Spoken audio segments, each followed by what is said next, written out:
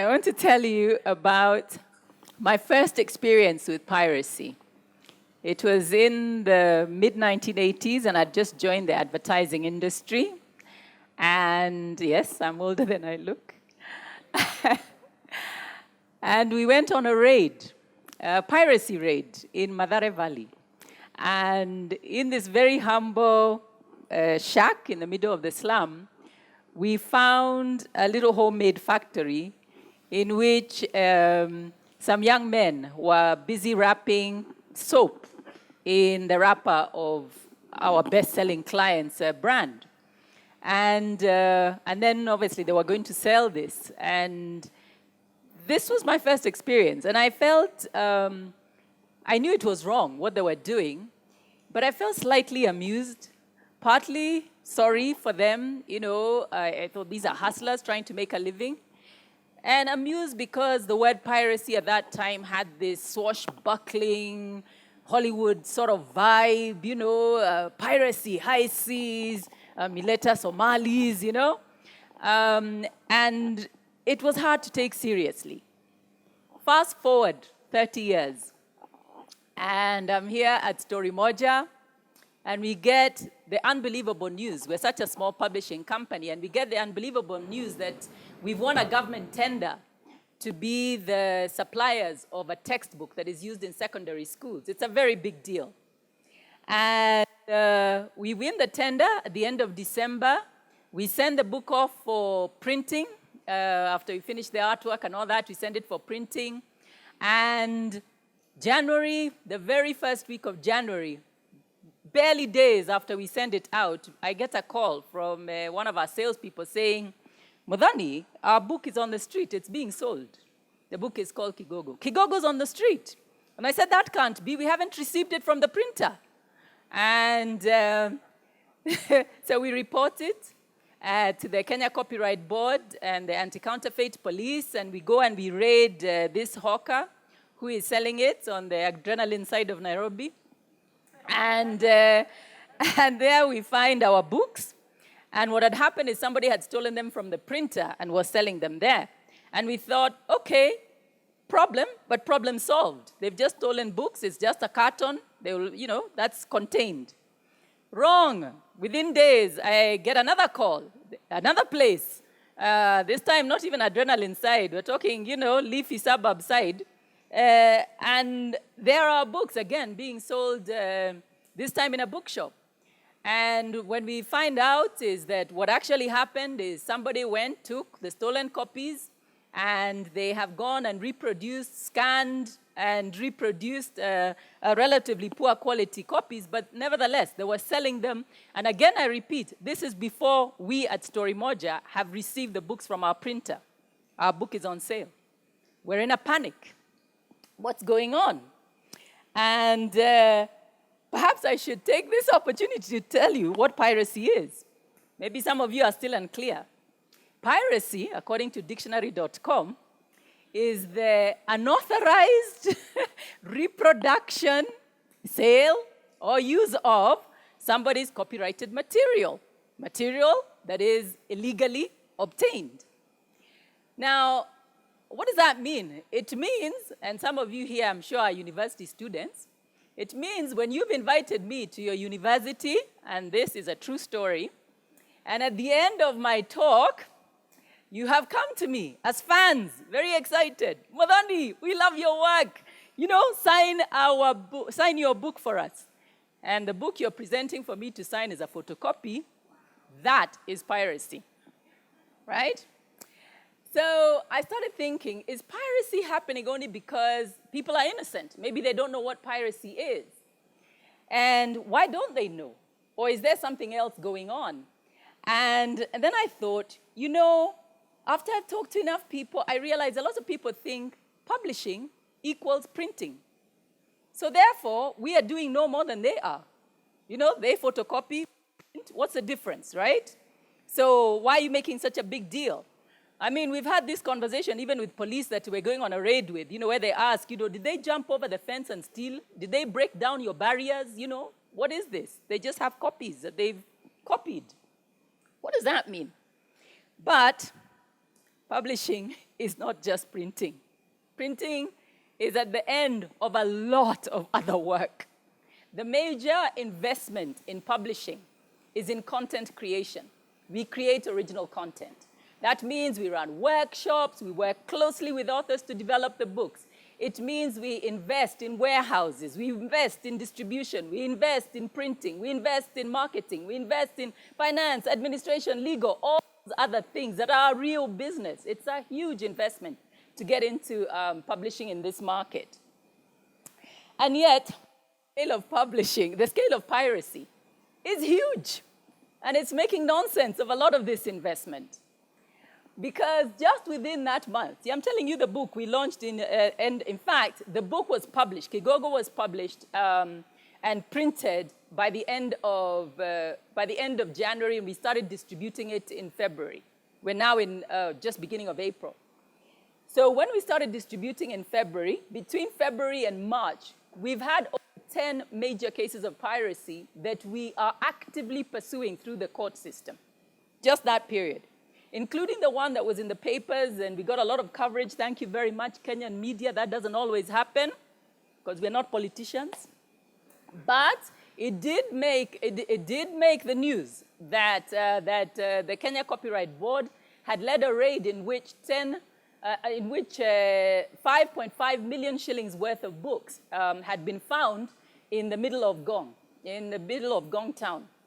And amongst those 5.5 million shillings worth of books were our little humble offering, or not so humble. It's very good. It's called Kigogo.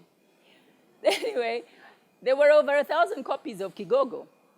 And during that very same press conference in which we were displaying this array of books that have been pirated, we then discovered there's yet another raid that had just been conducted, where they'd found 10 million shillings worth of books, a whole container load that clearly had come from outside the country.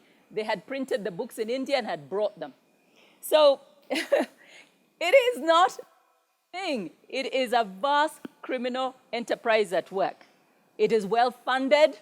They have good distribution. They know what they're doing. Now, the main players who are involved in this anti-piracy campaign is not just the publishers who have major losses. And just so you understand the scale I'm talking about, the Kenya Publishers Association estimates that roughly 50% of all textbooks are pirated. Roughly 50%. Longhorn, if you remember, went public. They're one of the largest, if not the largest publisher in our part of the world. They went public, I think, in 2013 or 2014. And last year, they made a public declaration that they lost, in 2016, 4.5 million shillings. Sorry, I repeat, $4.5 million, US dollars, 450 million shillings lost to pirates. Lost to piracy. So piracy is not small. The other players who are involved, apart from Kenya Publishers Association, is the Kenya Copyright Board, the Anti-Counterfeit Police. We have, obviously, the Ministry of Education. In fact, the Ministry of Education has now declared that all our books have to have a special sticker. And this special sticker is our technology, the industry's technology attempt to combat the pirates. So we put a sticker on the top, on the front cover of the book. And if you scratch the sticker, it has a unique 16-digit code. And on that, if you text in that 16-digit code to the number provided, it's a free text, you'll immediately get a response that tells you this is a genuine book. And hopefully, that will give you a lot of comfort. Why? Because when these books are pirated, let's just talk about the damage that happens. First of all, let's talk about what happens to the students. So the student buys pirated books wherever it is they buy them, on the streets, in bookshops, or wherever it is that they buy books. Oftentimes, you can't even tell it is pirated. Oftentimes, you can. So let's start with the ones which came out very quickly, because you can.